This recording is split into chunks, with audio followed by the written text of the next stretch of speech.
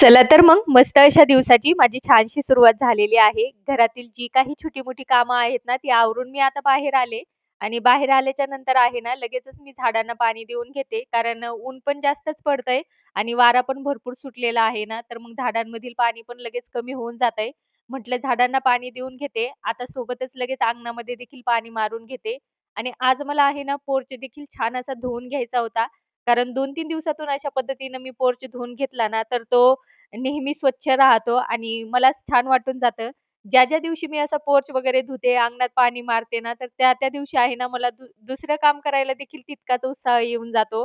तर झाडूच्या मदतीने सगळ्यात अगोदर तर पोर्च मी व्यवस्थित धुवून घेतला, घासून घेतला आणि मग त्यानंतर वायपरच्या मदतीने सगळं पाणी काढून घेतलं.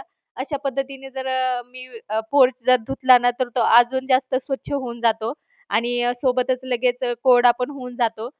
बाहेरचं आवरून मी आता घरात आले आणि घरात आल्याच्या नंतर मात्र सोफ्यावरती मी हे जे कव्हर टाकलेले आहेत ना, तर त्याच्या साइडच्या आहेत ना, तर धागे खूप निघतायत. म्हटलं याला पण मशिनीवरती घेऊन जावं आणि टीप छान मारून आणावं, नाहीतर मग सारखे-सारखे ते धागे निघतच जातील.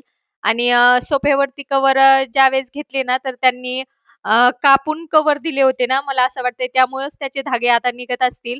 खरं तर ते ज्यावेळेस नवीन आणले होते ना, तर त्याच वेळेस मी त्याला टीप वगैरे मारून घ्यायला पाहिजे होती. पण मग आपलं गृहिणींचं कसं असतं ना, आपल्याला नवीन वस्तू आणली, की ती कधी मी त्या सोफ्यावरती टाकते आणि कधी नाही मला असं होऊन जातं. आणि मी पण तेच केलं. सोफ्यावरची जी कव्हर आणलेली होती ना, जशी आणली का मी तशीच टाकली. हे मला माहीत होतं, की त्याला टीप मारावं लागेल. पण आता मात्र तसं सोफ्यावरती ठेवून हे कव्हर जमणार नाही. आज हे काम मी मनावर घेतलं आणि पटकन याच्या घड्या वगैरे करून दिल्या आणि लगेच आता जरा वेळाने मग मी काय करते, हे जे कव्हर आहे ना, टीप मारण्यासाठी मी मशनीमध्ये घेऊन जाते आणि आज जरा मला सर्दी वगैरे झाली ना, तर घसा पण जास्त बसलेला आहे. त्यामुळे आवाज असा येतोय व्हिडिओला देताना. तर ठीक आहे. पण काम तर करावंच लागणार आपल्याला आणि त्यानंतर मात्र ते मी मशनीमध्ये कव्हर वगैरे देऊन आले आणि खूप दिवसापासून मनी प्लांटमधील आणि पाणी वगैरे मी काही बदललं नव्हतं. जे घरामध्ये प्लांट आहेत ना त्याचं. तर सगळ्यात अगोदर तर जी काही मनी प्लांटची मुळं असतात ना, तर ती व्यवस्थित पाण्याने धुवून घ्यायची. त्यामुळे काय होतं ना, आपलं जे मनी प्लांट आहे ना, मस्तपैकी ग्रो होण्यास मदत होते आणि सोबतच इथे बांबू प्लांट पण आहे ना, तर लकी बांबू आहे. तर त्याचं तेल देखील मला पाणी बदलायचं होतं. तर इथे पहा, मस्त असं मी मनी प्लांट छान असं धुतल्याच्या नंतर आहे ना, खूपच सुंदर दिसायला लागतं आणि मनी प्लांट वगैरे धुवून झाले, घरातील छोटी-मोठी कामं आवरून झाली. आणि लगेचच मग आता भरपूर सगळा भाजीपाला यांनी घेऊन आलेले होते. तर म्हटलं आता अंगण वगैरे मी मस्तपैकी धुवून घेतलं होतं. यावेळेला कोरडं देखील झालं होतं. आणि अशा वातावरणात आहे ना भाजीपाला निवडायला देखील खरंच खूप छान वाटून जातं. मस्त असा भाजीपाला मी निवडायला घेतला. बाजारामध्ये आहे ना भरपूर प्रमाणात हिरव्या वाटाण्याच्या शेंगा येत आहेत आणि वाटाणे सगळ्यांनाच घरामध्ये फार जास्त आवडतात. तर इथं पहा भरपूर मोठ्या वाटाण्याच्या शेंगा हे घेऊन आलेले होते. तर म्हटलं आता मस्त अशा वाटाण्याच्या शेंगा आपण निवडून ठेवल्या, की मग आपल्याला ते वापरता येतात भाजीमध्ये म्हणा, पुलाव भातमध्ये म्हणा. तर हे पहा डब्बा भरून मी इथे वाटाणे काढून ठेवलेले आहेत. आता जेव्हा मला कधी लागतील ना, तर तेव्हा मी फ्रिजमध्ये घेऊन आरामात याचं काहीही बनवू शकते. आणि त्यानंतर पहा मस्त असे आवळे घेऊन आलेले आहेत हे आणि हे जे आवळे आहेत ना खूप छोटे-छोटे आवळे आहेत आणि या आवळ्याचा जो मुरंबा आहे ना खरंच खूप छान लागतो. तर उद्या मी या आवळ्याचा मुरंबा बनवणार आहे आणि या आवळ्याची मी तुम्हाला शॉर्टकटमध्ये रेसिपी देखील लगेच शेअर करून देईल उद्याच्या व्हिडिओमध्ये.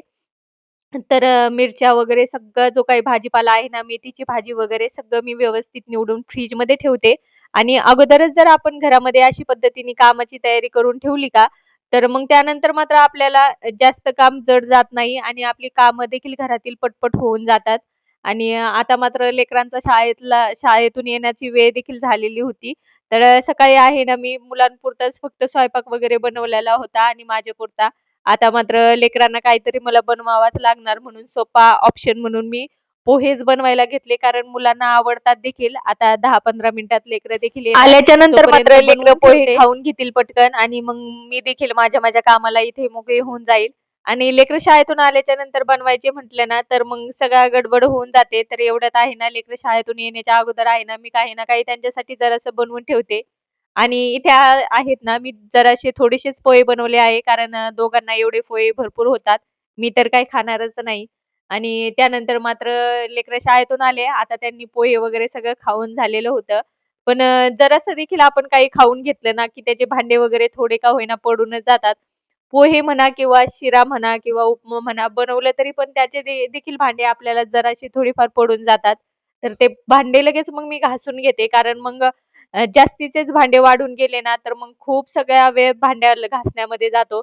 तर मग जेव्हा-जेव्हा असं काही माझं छोटे-मोठा स्वयंपाक होईल किंवा काही मी बनवलं लेकरांसाठी ना, थोडेफार भांडे पडले, की लगेच ते घासून घेते. कधी-कधी माझ्याकडून देखील होऊन जातं. भांडे माझ्याकडून पण साचतात बरं का.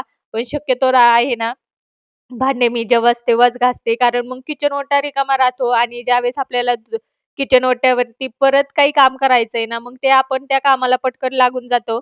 म्हणून मी ज्यावेळेस जे काही बनवून होईल ना किचनमध्ये तर लगेच मग मी भांडे देखील सोबतच घासून घेते आणि किचन ओटा, सिंक वगैरे लगेच क्लीन करून घेते.